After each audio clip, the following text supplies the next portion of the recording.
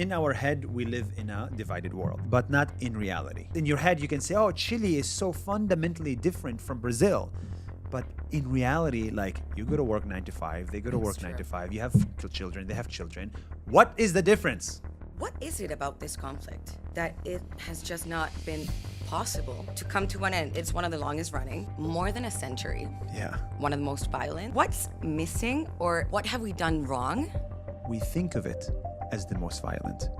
It is not the most violent. It is one of the longest in the world. The reason we think of it as so big is because it's always in the news. Not many people walk through life doing what they love. And many of them never discover their passion. What is your advice to people who are thinking about potentially starting a business, a company from scratch, but are terrified to do so? So my advice to those people is that you should get super, super, super excited, because for the first time in history, because of the electricity of AI, you can become a better business builder. So the cost of starting a business now is like $1 a day. And so actually I started a business platform that just does that. I see people, thousands of them every day, building digital businesses for literally $1 a day. We're gonna go into the deep shit now. Let's go. Because we haven't spoken about this in Chile. This is where we clip the videos and put them on Instagram, right? Yeah. You are Arabian and Israeli, both origins. I have never been described as an Arabian. But you have Arabian origins. Yeah, Arab. So because Arabian means you come from Saudi Arabia. Oh, nice. Yeah. Thanks for that correction. No, but Arab. It's probably correct in Spanish. But yes, I'm Arab Israeli, Palestinian Israeli, Israeli-Palestinian, however you want to call it. Israeli-Palestinian. Okay, you've become very famous, widely known, infamous, in your attempt, yes, to engage cultures, religions, and frontiers. Yeah, that is not an easy job. No, I'm going to tell you a story. Okay. Since 1948, 7 leaders were assassinated in the Middle East. 7 presidents were assassinated in the Middle East. 7. I counted them. Do you know how many of them got assassinated for wanting peace? And how many were assassinated for wanting war? I'm going to go with peace, all of them. You're close. 6 out of 7. 6 out of 7. 6 out of 7 were assassinating for wanting peace. And no leader was assassinated for wanting war. So what I've learned from the Middle East is, if you want us to get along and live together, you are the enemy. And if you want us to hate the Jews or hate the Palestinians, you are my hero.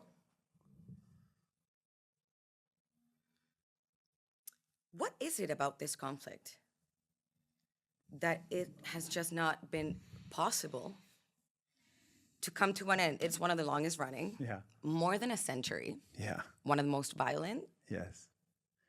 What's missing, or what have we done wrong? Yeah. Through the years, in order to not be able to reach a truce? So that's a great question. I have 2 answers. Okay. My first answer is, we think of it as the most violent. It is not the most violent. And that is controversial. The Israeli-Palestinian conflict is not one of the most violent conflicts in the world. It is one of the longest in the world. But when it comes to violence, Russia-Ukraine is more. Syria civil war is more. Sudan is more. Rwanda genocide is more. You know what I mean? So we should put it in perspective. The reason we think of it as so big is because it's always in the news. The question is, why is it always in the news? What's the answer? I have an answer, which is politically incorrect. Should I say it? Yeah. Okay. Well, there's a term. It's called no Jews, no news. That's the term. No Jews, no news. The honest truth is, because Jews are involved in this conflict as a party of this conflict, the world pays so much attention to it. It is yet another form of anti-Semitism. This is my opinion. As a non-Jewish person, I'm telling you this. I always wonder, like, man, every time, like, there's always, like, everything leads towards, like, anti-Semitism, from, like, the 1850s to, like, the 1930s, where there is Germany, where there is Russia, and now it's the Middle East. You know, it's like there's so much interest in everything Jewish. And I think part of the reason why we find this interesting is because, Jews versus Muslims, the most crazy conflict. It is religious. And whoever says it's not religious, unfortunately, is living in a dream. And the reason I say this is because there is no reason for somebody in Indonesia and Pakistan to care about this conflict. There is no reason for an evangelical Christian in Chile to care about this conflict. True.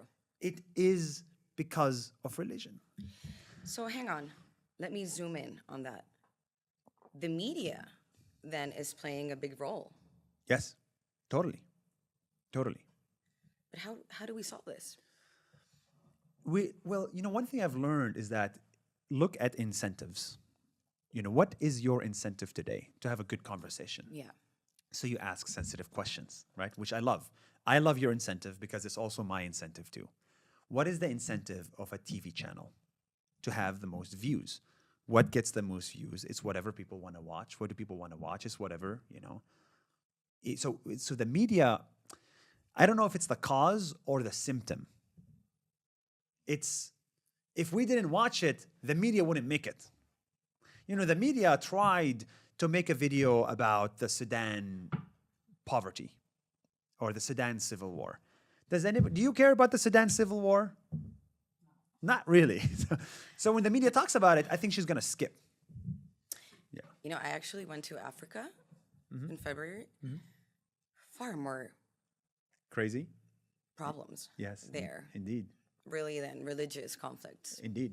But when the media, I want to be the first one to hate on the media internationally. I think there's some media that's a problem in the Middle East. But the media, in Chile at least, I think is responding to what the people want to watch. I think it's so bad. It's really bad. But I never said that. I never heard it. That's why I became my own. You are the media now. Yeah. How can we coexist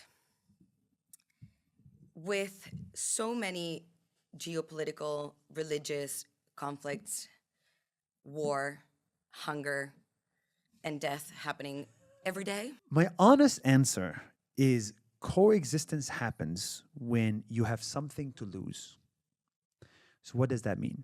If I have nothing to lose, I am the first one to kill you.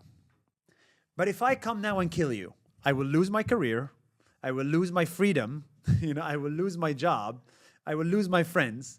This is why I'm friendly to you. But if I had nothing to lose, I can just be complete asshole.